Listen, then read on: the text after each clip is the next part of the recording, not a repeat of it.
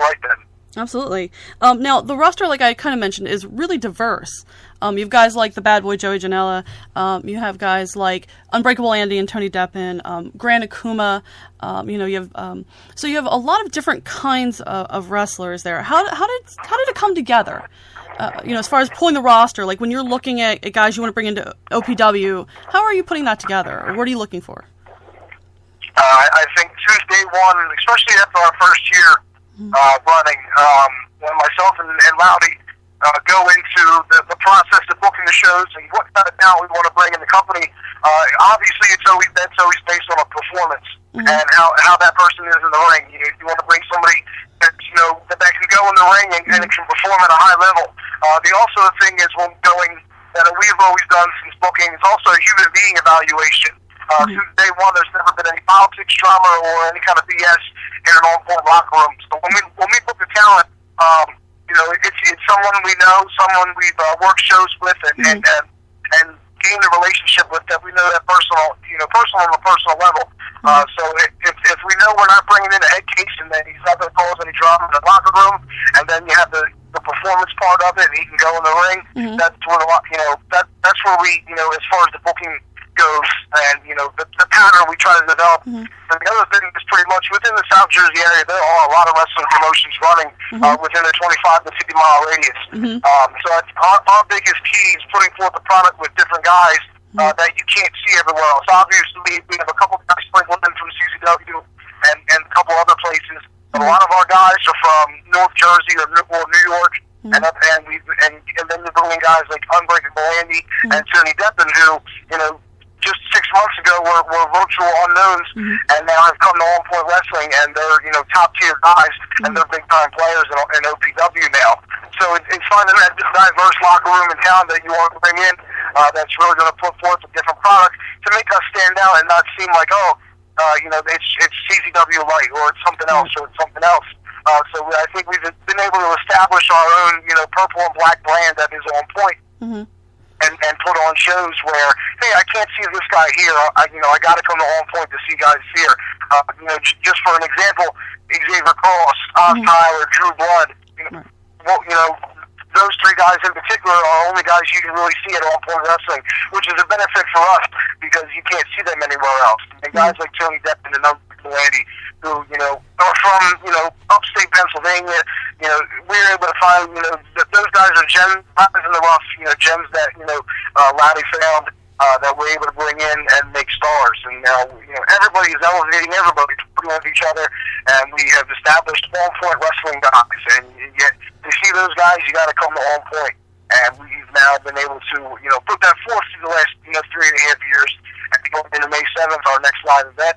I think it's one of our stacked cards, building storylines and angles and everything going into it, and so a lot goes into all that. But basically, it always goes down obviously performance and a human being evaluation. Because going back to what I first said is that there's never been any problems or drama or BS in an On Point locker room. It really is a team effort. Everybody enjoys themselves while they're there, and they give 110%. And that's definitely been an indication as the product in the ring. Nice. And I think it does definitely shows. I wanted to talk about the Masters of the Mat tournament. And that's actually the first place that I saw Unbreakable Andy and Tony Deppen, when they had their first round matches, which was fantastic. Also, what was really great about the tournament, I really liked Drew Blood and Azrael. Had a great match. And, of course, Gran Akuma won the whole thing. Now, how did the Masters of the Mat tournament come to be in On Point? Another idea of Loudy. It was his brainchild. It goes back to us, just being fans of independent wrestling and tournaments like Super 8, Best of the Best. So we wanted to create and generate, one of our own tournaments, a pure wrestling tournament like that. So continue to build another show. Having a marquee event that we can promote every year and build up to, and really, put some of our top, pound for pound performers in there, and have them fight for something, prestigious, and hopefully, over the next couple of years we can build up the Masters of the Mat tournament, and you can put it in, in the names of the best and the Super 8s, and so on and so forth. I thought we had an extremely solid tournament last year. I thought it was one of the best top to bottom shows. I don't think it got as much press as other events we've done. We as promoters, you hope to change it over the next couple of years and really build the brand and show that it's Masters of the Mat. And I hope next year, we'll put forth another good card for the tournament itself and continue to build that brand of Masters of the Mat. Really good tournament last year. Brandon Kuma was very deserving and had three rounds of tremendous matches. And within that tournament, the gems of Unbreakable Andy and Tony Deppen were found. And since October, we're now going into May. Those two guys have had 3 matches. They've main evented the show, and now Tony Deppen's going to be, fighting for the On-Point Championship at the next show. So those guys are on the job, and they've done tremendous since then. And both of them are doing very well for themselves, and they earned a job after that match at Masters of the Mat. So they're like I said, they're doing very well for themselves. Excellent. I'm definitely looking forward to seeing that ladder match from Rise to the Occasion. I haven't gotten to watch it yet. Definitely have to stop by and pick that up. But I want to talk about, and you did answer a question. I was going to ask if there was going to be another Masters of the Mat tournament this year. So I'm really glad to see there is, because like I said, I really love that, and I rave about that event because I just think it's so fantastic. So I'm really glad to hear there's going to be another one. It's going to continue. Now I understand there's also going to be a deathmatch tournament this year. Yes, 100%. It's something we tried to venture into last year. We actually announced our tournament before a lot of other tournaments were announced, because it seemed like last year everybody and their mother wanted to do a deathmatch tournament, which wasn't a bad thing, because it's more opportunities for deathmatch guys to get work and display what they do. But it really came to the point financially and logistically. Do we really need to run one now? Because there's so many in the area going on. So we postponed it, and we're like, let's put it back and think things through, and then try to do it next year. And like I said, logistically everything came together. And on July 16th, All Sport Wrestling will present our first tournament, Survival of the Sickest. And right now there's only one candidate that has been announced, and that's Danny Havoc, who is one of the top deathmatch performers in the business. There will be a field of 8 or 9 guys in the tournament this year. Mostly on-point guys. I know a lot of people are expecting us to bring in a lot of outside talent and bring in guys from the Midwest and guys from Canada, so on and so forth. But how myself and Lottie looked at it was that a lot of the guys in all-point wrestling have busted their ass and have earned that opportunity to be in that tournament, especially with the angles and storylines that we have going on right now. It's all going to fluctuate into the tournament, and we don't want to take any of those spots and opportunities away from guys in the company that have been busting their ass, for the last year or so, to building and going into the show. So I know some people in the deathmatch community will probably be upset that we're not bringing in, this guy and that guy from this area, but at the end of the day, it's the tournament is to reward guys that have been busting their ass, for the last year or so, and we'll be building all this momentum going into the tournament for these guys specifically. So the only outside guy from On-Point that you'll see in the tournament will be Danny Havoc, and the others will be guys that are already homegrown On-Point wrestling stars. But looking very forward to the tournament on July 16th, and I think definitely, on all ends of the spectrum, I think that it'll probably be probably the biggest on-point wrestling show that we have ran in our 3.5-year tenure that we've been promoting live events. So July 16th, the tournament as a whole is probably, like I said, going to be our biggest show to date, and hopefully it's that show that gains us a little bit of momentum and it just helps us continue to grow and build the on-point brand. Excellent. I was going to ask you what makes this death match different than others, and you definitely answered my question. The focus on homegrown talent and local guys rather than bringing in the big death match names. Giving guys a chance to show what they can do in a death match environment. And there are definitely a lot of good guys. Like immediately, Jeff Cannonball came to mind.